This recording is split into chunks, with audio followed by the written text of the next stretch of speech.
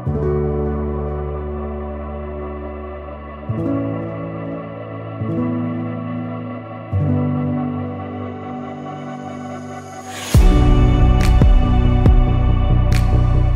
আমরা এই যে বিভিন্ন সোশ্যাল মিডিয়াতে দেখলাম যে এই সেন্ট মার্টিন নাকি আমেরিকার কাছে বিক্রি করে দিছে।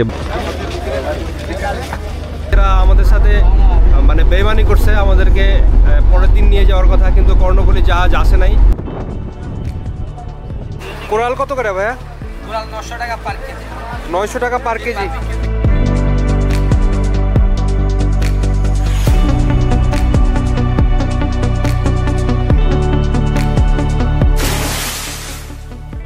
স্বাগতম, আমি শাকিল।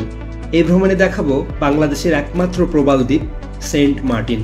এর শান্ত সমুদ্র সৈকত, ঝিনুকের খেলা আর অপরূপ সূর্যাস্ত যেন মনের মধ্যে এক নতুন রং ছড়িয়ে দেয়। চলুন এই ভ্লগে আবিষ্কার করি সেন্ট মার্টিনের প্রকৃত সৌন্দর্য এবং শান্তিপূর্ণ পরিবেশ। এছাড়াও থাকছে নতুন নিয়মে কিভাবে সেন্ট মার্টিনে যাবেন, কিভাবে ট্রাভেল পাস পাবেন এবং কত টাকাই বা খরচ হতে পারে, থাকবে তার বিস্তারিত।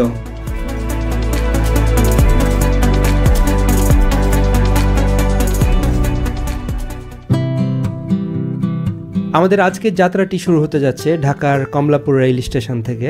আর আমরা যে ট্রেনটিতে চলে যাচ্ছি সেটির নাম কক্সবাজার এক্সপ্রেস, যার নন এসির ভাড়া ছিল 695 টাকা এবং এসি সার্ভিস 1325 টাকা।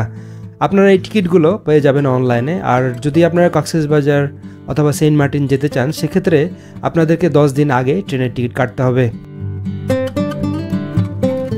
আপনারা চাইলে বাসে চড়েও কক্সবাজার যেতে পারবেন। সেক্ষেত্রে আপনাদের ভাড়া পড়বে 1000 থেকে 1200 টাকা নন এসি এবং 1500 থেকে 2000 টাকা এসি সার্ভিস। আমরা সেন্ট মার্টিন যাওয়ার জন্য একদিন আগে থেকেই যাত্রা শুরু করি কক্সবাজারের উদ্দেশ্যে। আপনারা যদি রাত্রে কক্সবাজারে থাকতে না চান, সেক্ষেত্রে ঢাকা থেকে রাত 8টা অথবা 9টার বাসে চড়ে যেতে হবে। আমরা সকাল 9টায় কক্সবাজার রেল স্টেশনে পৌঁছে যাই এবং সেখান থেকে সরাসরি চলে যাই হোটেলের উদ্দেশ্যে। কক্সবাজারে রাত্রি যাপন করার জন্য আপনারা খুব সহজেই 1500 থেকে 2000 টাকার ভিতরে ভালো মানের হোটেল পেয়ে যাবেন। একদিনে কক্সবাজার ভ্রমণের এক ভিন্ন রকম ভিডিও আমার চ্যানেলে পাবলিশ করা আছে, আপনারা চাইলে দেখে আসতে পারেন।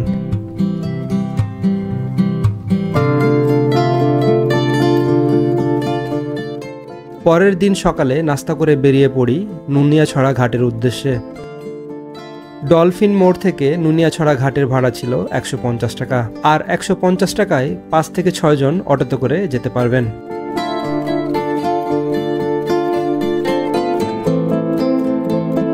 আমরা নুনিয়াছড়া ঘাটে প্রবেশ করার পর কিছু শুকনো খাবার কিনে নেই, কারণ শিপের ভিতরে খাবারের দাম দ্বিগুণ। নুনিয়াছড়া ঘাটে প্রবেশ করার পর শিপে ওঠার জন্য লাইন ধরি। আমাদের টিকিট এবং ট্রাভেল পাস দেখার পর ভিতরে প্রবেশ করতে দেওয়া হয়। আর আপনারা ট্রাভেল পাস টিকিটের সাথেই পেয়ে যাবেন। শিপ কোম্পানি আপনাদের ইমেলে অথবা হোয়াটসঅ্যাপে ট্রাভেল পাস সেন্ড করে দিবে।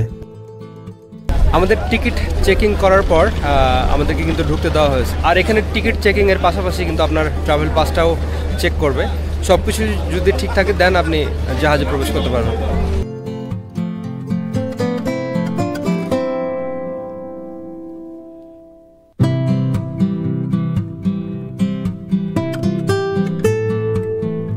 নুনিয়াছড়া ঘাটটি ছোট হওয়ায় আমরা 12 আউলিয়া শিপের ভিতর দিয়ে কর্ণফুলী এক্সপ্রেসে চলেছিলাম। আমরা আগে থেকেই কর্ণফুলী এক্সপ্রেসে টিকিট কেটে রেখেছিলাম, যে টিকিটের মূল্য ছিল রাউন্ড ট্রিপ 2500 টাকা এবং আমাদের টিকিটের ক্যাটাগরি ছিল ম্যারিগোল্ড। আপনারা চাইলে ওপেন ডেকেও টিকিট কাটতে পারেন, সেক্ষেত্রে আপনাদের ভাড়া পড়বে রাউন্ড ট্রিপ 3000 টাকা। এইভাবে অসংখ্য তাদের প্যাকেজ রয়েছে, আপনারা চাইলে তাদের ওয়েবসাইটে ভিজিট করে টিকিট কাটতে পারেন।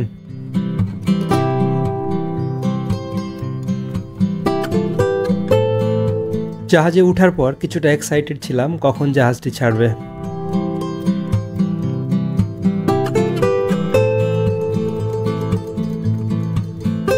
সকাল 9টা 16 মিনিটে আমাদের জাহাজটি ছেড়ে যায় সেন্ট মার্টিনের উদ্দেশ্যে।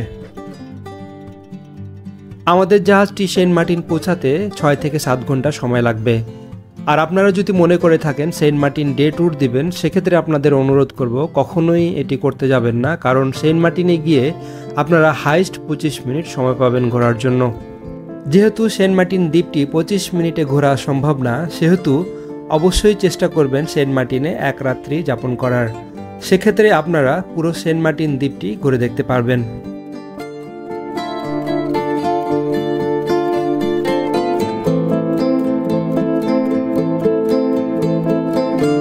সেন্ট মার্টিনে ঘুরতে যাওয়ার অভিজ্ঞতা ছিল অসাধারণ।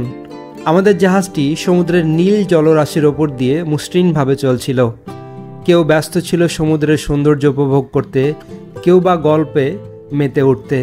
আর সেখানে কিছু গ্রুপ ছিল যারা বসে তাস কার্ড খেলায় মগ্ন ছিল। এভাবেই চলতে চলতে কিছুক্ষণ পর আমরা পৌঁছে যাই সেন্ট মার্টিনের জেটি ঘাটে।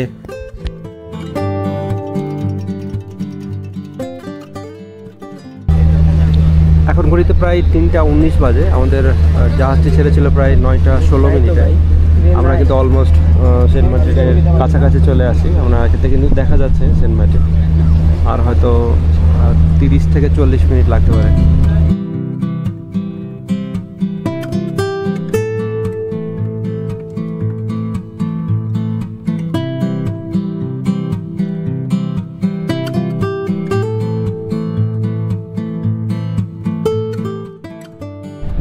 ফাইনালি আমি কিন্তু এখন সেন্ট মার্টিনে অবস্থান করছি, আর আমার পিছনে দেখতে পাচ্ছেন আমাদের শিপটা কিন্তু ওখানে আছে। আমরা কিন্তু কর্ণফুলিতে আসছি, আর এইদিকে কিন্তু যে 12 আউলিয়া দুইটা কিন্তু পাশাপাশি শিপ দাঁড়ানো। এখানে কিন্তু যাত্রীরা আবার নতুনভাবে উঠা শুরু করছে আমরা নামার পর।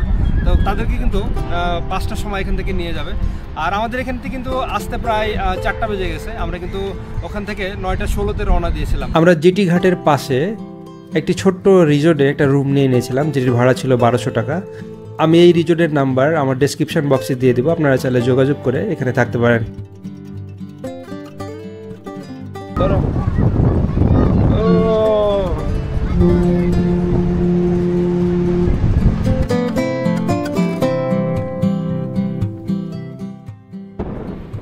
আমি কিন্তু আমার হোটেলে ব্যাগপত্র রেখেই একটা দৌড় দিছি সূর্যাস্তটা দেখার জন্য, কারণ যেহেতু সেন্ট মার্টিনে আগামীকালকে আমি সময় পাবো না। সো আজকেই সেন্ট মার্টিনের যে সূর্যাস্ত উপভোগ করাটা এখান থেকেই সম্পূর্ণ করতে চাই।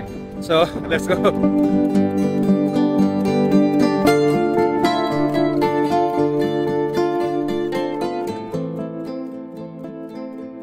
এইমাত্র সূর্য অস্তটা উপভোগ করলাম সেন্ট মার্টিন থেকে।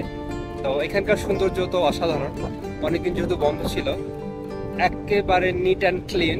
তো আপনারা যদি এখানে আসেন বা ঘুরে দেখে যান তাহলে আপনাদের কাছে ভালো লাগবে।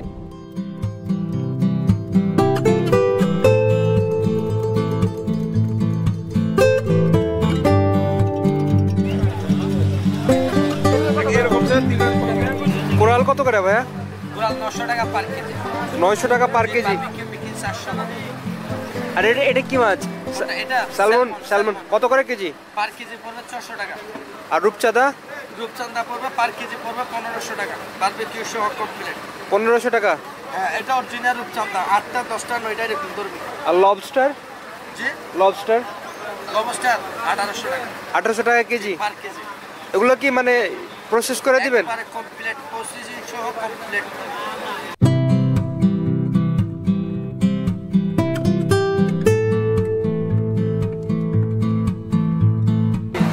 এটা কি মাছ? এটা কি সুরমা? কত করে দাম? 150 টাকা। 150 সুরমা। আর ওই যে রূপচাঁদা ছোটটা? রূপচাঁদা আছে 350।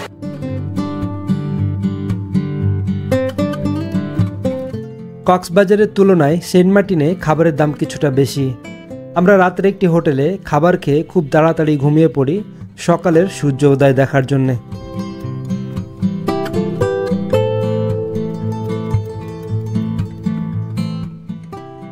সেন্ট মার্টিনের সূর্যোদয়ের সৌন্দর্য সত্যিই অভূতপূর্ব। নীল সাগরের ঢেউর সাথে সূর্যের প্রথম আলো যখন মিশে যায়, পুরো দ্বীপ এক আশ্চর্য রূপ ধারণ করে। এই মনোমুগ্ধকর দৃশ্য কেবল সেন্ট মার্টিনে অনুভব করা সম্ভব। প্রকৃতির এই অসাধারণ উপহারকে উপভোগ করতে চাইলে ভোরে জেগে ওঠা অপরিহার্য। সেন্ট মার্টিনের সৌন্দর্য প্রকৃতিপ্রেমীদের হৃদয় ছুঁয়ে যাওয়ার মতো। সেন্ট মার্টিনের জেটি ঘাট থেকে সূর্য উদয় দেখার পর এখন কিন্তু আমরা চলে যাব সেন্ট মার্টিনের অন্যান্য যে সাইটগুলি আছে সেগুলো দেখতে। সো দেখা যাক। সূর্য উদয় উপভোগ করার পর সকালের নাস্তা শেষে বের হয়ে পড়ি ছেড়া দ্বীপ দেখার উদ্দেশ্যে। বাবা, ছেড়া দ্বীপ কত? হ্যাঁ, 5 জন। 5 জন হবে না? হবে না? এটা কয়জন যাওয়া যাবে? কত? একজন 200 টাকা করে আসা আর যাওয়া। আমরা কিন্তু জেটি ঘাটের পাশ থেকে একটা অটো নিয়ে ছেড়াদ্বীপের দিকে এখন রওনা দিয়েছি। আর আমাদের অটো ভাড়াটা কন্ট্যাক্ট হয়েছে 800 টাকা। 800 টাকা দিয়ে আমরা যেতে পারবো এবং আসতে পারবো।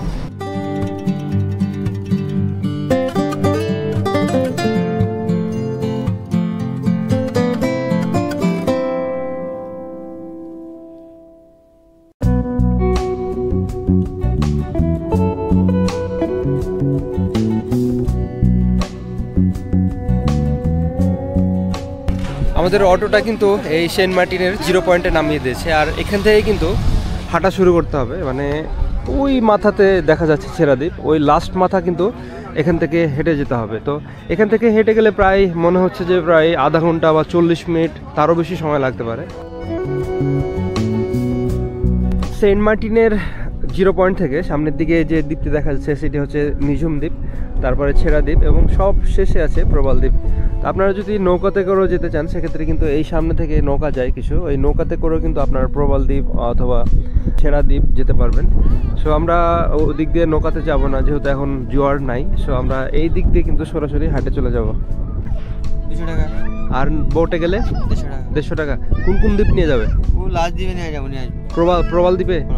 আমরা কিন্তু নিঝুম দ্বীপের দিকে হাঁটা শুরু করছি। তো এখান থেকে যেহেতু নিঝুম দ্বীপ দেখতে পাচ্ছেন খুবই কাছে, জাস্ট 2 মিনিট, এবং নিঝুম থেকে সরাসরি চলে যাবো ছেড়াদ্বীপের দিকে, তারপরে কিন্তু প্রবাল দ্বীপ। সো আমাদের অলমোস্ট 1 ঘন্টা সময় লাগবে, দেখা যাক।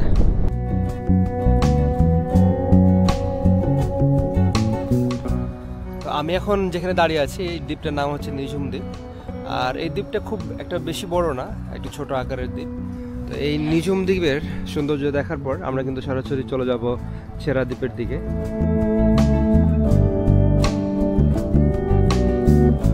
আমরা এখন নিঝুম দ্বীপ থেকে চলে যাচ্ছি ছেড়াদ্বীপের দিকে। আর নিঝুম দ্বীপ থেকে ছেড়াদ্বীপ অলমোস্ট 20 থেকে 25 মিনিট সময় লাগবে।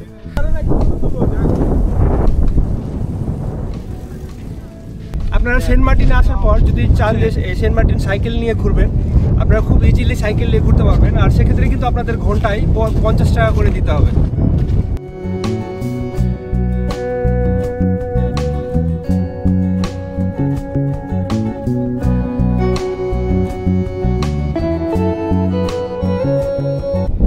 প্রায় 20 মিনিট হাঁটার পর আমি কিন্তু এখন ছেড়াদ্বীপে অবস্থান করছি। আর ছেড়াদ্বীপের সৌন্দর্য আসলে সত্যিই অসাধারণ। এই যে আপনারা এখানে দেখতে পাচ্ছেন অসংখ্য প্রবাল রয়েছে। আর এখন কিন্তু জোয়ার শুরু হয় নাই, মানে আপনারা যদি ছেড়াদ্বীপ খুব সকাল সকাল ভ্রমণ করেন তাহলে কিন্তু দেখতে পারবেন। তাছাড়া 11টা অথবা 12টা বেজে গেলে এই জায়গাগুলো কিন্তু সমুদ্রের নিচে চলে যায়। সো আপনারা খুব সকাল সকাল কিন্তু এই ছেড়াদ্বীপে চলে আসবেন ঘোরার জন্যে।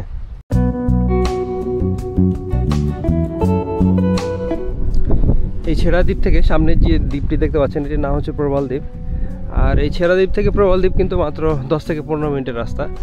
আর ওইখানে যে নৌকাগুলো ছাড়ছিল বা স্পিড বোটগুলো আসছিল এই প্রবাল দ্বীপে কিন্তু এসে দাঁড়ায়। আর এটুকুনার জন্য আপনাকে যাওয়া আসা টোটাল 150 টাকা করে জনপ্রতি দিতে হবে। আমি কিন্তু একেবারে শেষ মাথায় চলে আসছি, মানে আমি এখন প্রবাল দ্বীপে অবস্থান করছি। আর এখানে কিন্তু অসংখ্য প্রবাল দেখা যায়, যার কারণেই মূলত হয়তো এই দ্বীপের নাম প্রবাল দ্বীপ। আর এই দ্বীপের সৌন্দর্য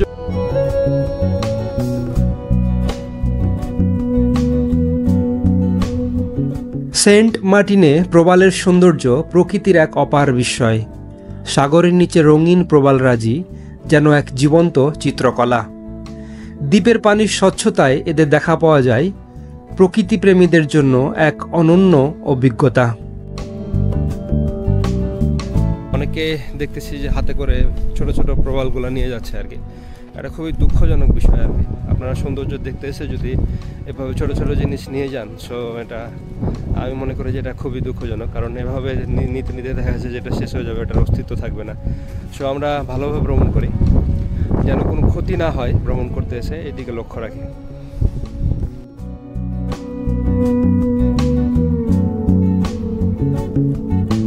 প্রবাল দ্বীপ ও ছেড়া দ্বীপের সৌন্দর্য দেখার পর আমরা আবারও ফিরে আসি সেন্ট মার্টিনের 0 পয়েন্টে। এই মিনি সুন্দরবনের পাশে কিন্তু একটা সুন্দর রিসোর্ট আছে। তো এই রিসোর্টের সাথে একটা সুন্দর ব্রিজ আছে, আপনারা চাইলে এটা দেখে যেতে পারেন।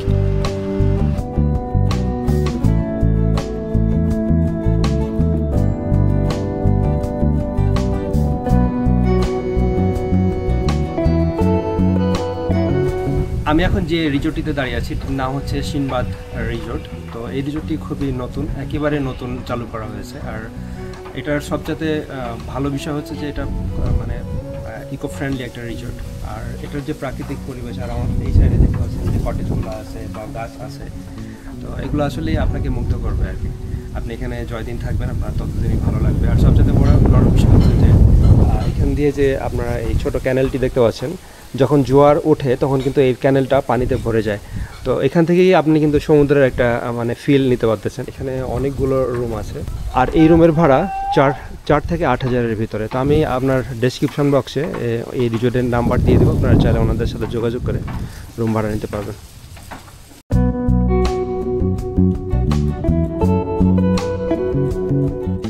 মিনি সুন্দরবন এবং সিনবাদ রিসোর্টের সৌন্দর্য দেখার পর আমরা আবারও ফিরে আসি জেটি ঘাটের দিকে। ভাই, আপনি কি সেন্ট মার্টিন দ্বীপের স্থানীয়? জি, আমি এখানকার স্থানীয়। তো আমরা যে বিভিন্ন সোশ্যাল মিডিয়াতে দেখলাম যে এই সেন্ট মার্টিন নাকি আমেরিকার কাছে বিক্রি করে দিছে বা অন্যান্য দেশের কাছে বিক্রি করে দিছে, কতটা সত্য এই বিষয়টা? এটা আসলে আমরাও দেখতেছি, আমরাও তো সোশ্যাল মিডিয়া ইউজ করি, আমরাও দেখতেছি। তবে পরে জানতে পারলাম এটা এক ধরনের গুজব। বাংলাদেশের জনগণ এটা একটা মানে গুজব ছড়াইতেছে, এমনটা আসলে না। তাহলে অ্যাকচুয়ালি যে সোশ্যাল মিডিয়াতে যে তথ্যগুলো শেয়ার করা হচ্ছে এগুলো অ্যাকচুয়ালি পুরোটাই গুজব? না, এটা আসলে এক ধরনের একটা গুজব।